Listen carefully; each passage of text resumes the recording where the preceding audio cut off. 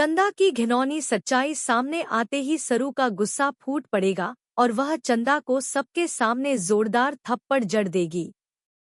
इतना ही नहीं, सरू अब कामिनी और अनिका को भी पूरी तरह एक्सपोज करने वाली है।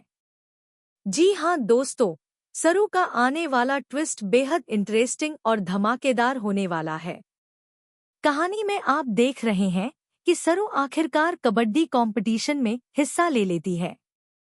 दरअसल वह चाहती है कि उसके दादू और पापा का नाम रोशन हो, साथ ही कॉलेज की भी इज्जत बनी रहे। इसी वजह से वह अनिका को चीयर करती नजर आती है। लेकिन सरू का यूं खुश होना देखकर फूल और वेद कंफ्यूज हो जाते हैं। तब सरू समझाती है कि यह सब दादू और कॉलेज की इज्जत के लिए है।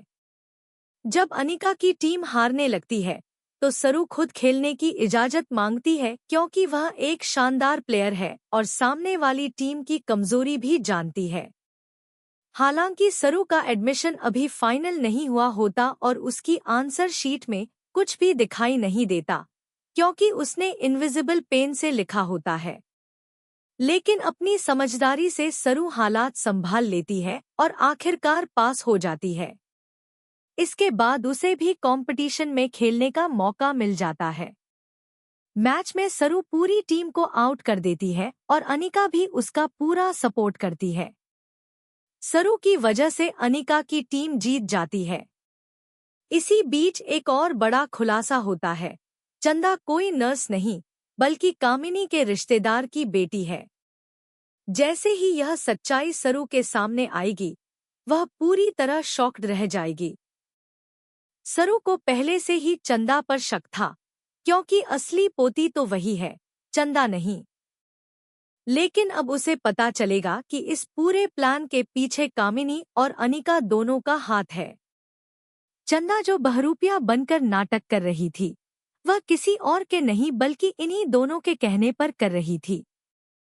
अब तक सरू अनिका को बहन समझकर माफ करती आई थी, लेकिन जब उसे यह पता चलेगा कि यही दोनों उसकी मां की जान के दुश्मन हैं और पूरे परिवार को मुसीबत में डाल रहे हैं, तो सरू चुप नहीं बैठेगी। अब वह हर झूठ और फरेब को बेनकाब करने के लिए तैयार है। तो दोस्तों, आप कितने एक्साइटेड हैं इस आने वाले धमाकेदार ट्विस्ट को देखने के लिए? कमेंट में जरूर बताएं। क्या आप भी चाहते हैं कि सरू जल्द से जल्द चंदा को एक्सपोज करे और सबको बताए कि असली पोती वही है? ऐसी ही टीवी के लेटेस्ट अपडेट